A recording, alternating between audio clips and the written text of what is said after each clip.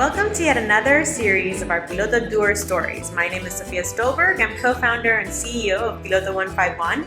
And today I have the pleasure of introducing you Dan McChesney and Ben Hose from TripDoctor. Welcome, guys. Thanks so much for inviting us. Absolutely. So why don't we start off by telling our audience a little bit about your background? Sure. My name is Daniel McChesney. I'm the CEO and a co-founder of TripDoctor.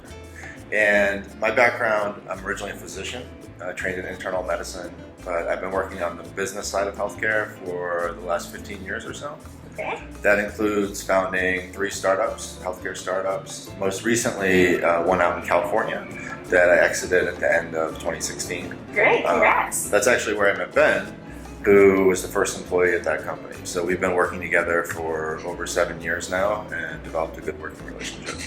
Hi Sophia, thanks for having us here today. I'm Ben Hose. I'm the CTO and co-founder of TripDoctor. Prior to meeting Dan, I've been a serial entrepreneur, started multiple startups within the internet and web technology space, as well as managed a real estate and hospitality portfolio that's based in the Midwest.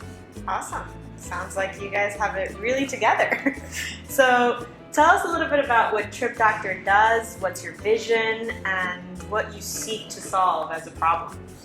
Well, TripDoctor's mission at its core is to connect international travelers when they get sick or injured with the best local healthcare providers in their area.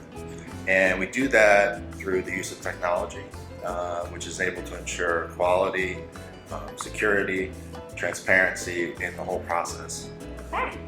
So walk me through the process of using your platform. Say I took a trip with my family to Mexico and my daughter got sick. What would I do? It all starts with a search on our website, which is accessible via mobile, computer, or tablet. So you log on to, or you come on to tripdoctor.com, and travelers can search for a doctor first by their area. So they select the city and country that they're in, their preferred language. So right now we're available in English and Spanish, as well as their preferred appointment type. And we have 3 appointments or 3 convenient ways to connect to a doctor. The first way is a video consult or a video chat with the doctor. If you still need more care beyond a video call, or if you just need more personalized care up front, it is your choice to order the house call doctor to you. So if you're in your hotel room, the idea is either do a video call with a local doctor or have that doctor come to your hotel or Airbnb, sort of eliminating the need for the traveler to go find the care, leave the hotel room, safety issues. I mean, the ultimate convenience when you are sick is to not have to go anywhere. Awesome. Yeah, absolutely. So let's talk a little bit about your startup, and you guys seem to have a lot of experience in the startup world. You've had previous exits under your belt. You were in California, Silicon Valley, I presume. Then you decided to move to Puerto Rico. How did that happen? Yeah, it's an interesting question, one that we get a lot. Our last startup was in California, actually in the Los Angeles area. Okay. And we actually chose Puerto Rico for a number of its advantages, particularly for our business model. So our entry market is Latin America and the Caribbean. Puerto Rico serves sort of the same way like a Singapore or Hong Kong does for entering into the Asian markets. It has the advantage of being sort of an onshore and offshore U.S. territory. So you get the advantage of U.S. legal protections, Sure. And you can service those markets. And you get the advantage of Puerto Rico tax status, as well as specific grants that are available in Puerto Rico for creating jobs. Most of all in Puerto Rico, we get access to a highly educated workforce that's also bilingual. And in particular for our business model, having people who are fluent in both English and Spanish is important for every role, from the development programmers to sales and marketing and other roles like operations. And so it's been an ideal location for us in terms of meeting those criteria. That's great. That's actually very refreshing, because most people that come down to Puerto Rico are taking a look at the tax incentives, but not necessarily the strategic positioning of Puerto Rico geographically between different markets. So for your business model per se, that's actually very advantageous. So what would you say to other entrepreneurs that are looking at Puerto Rico as a potential destination to scale businesses? So I think the most important point that Dan had highlighted is what has resonated with us most after being here a year and actually doing business and experiencing the startup culture, and that is that Puerto Rico is so perfectly positioned in the future to be this gateway, gatekeeper, or access point to all of these Latin American markets. You're protected under U.S. law. You have access to all these different resources as we're using here. So I think that I can already feel right now in the community what's happening.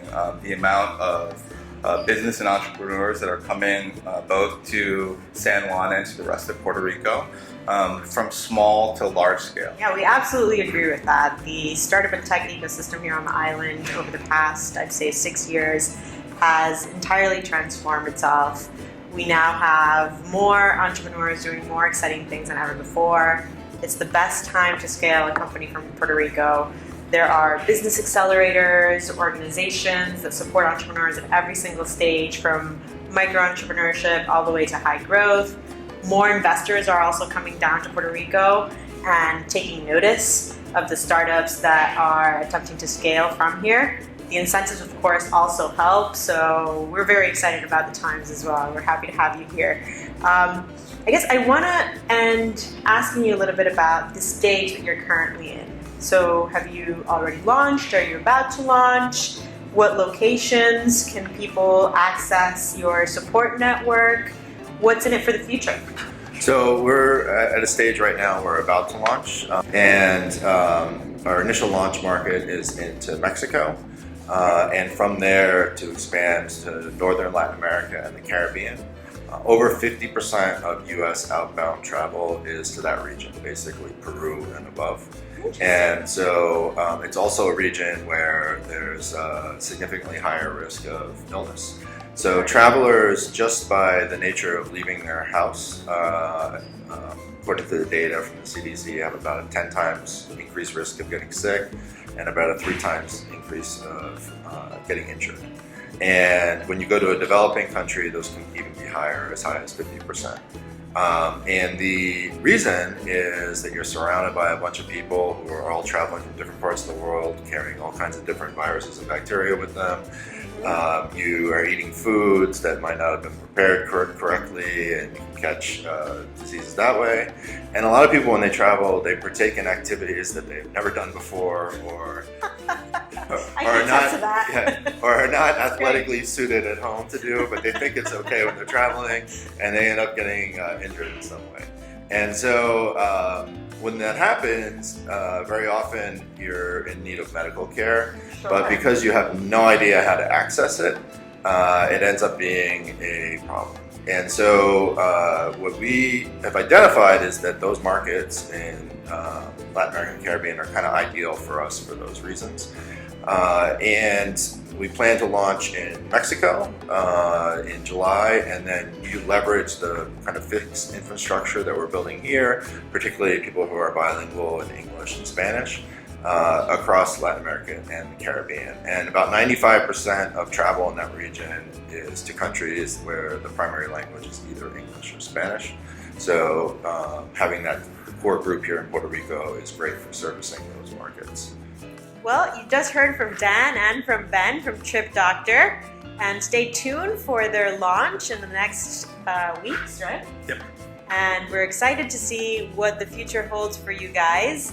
Where can people contact you, find out more information about TripDoctor, stay in touch with your upcoming launch, and then use your services? You can go to our website, which is TripDoctor.com. Okay. And our platform is up and live. We're currently in the process of recruiting doctors, so we're not taking users or patients right now, but we'll be in July. And they can contact us through the info at that site, or by emailing us directly, Dan@TripDoctor.com, Ben@TripDoctor.com, so easy to remember. We're also available on all of the social media platforms, so YouTube, Facebook, LinkedIn, Instagram, all of those. You can connect with us through links on our website. Great. We're excited to see the launch and the future that TripDoctor has in store for them. And thank you very much for being a part of our Piloto Doer stories. Thank you.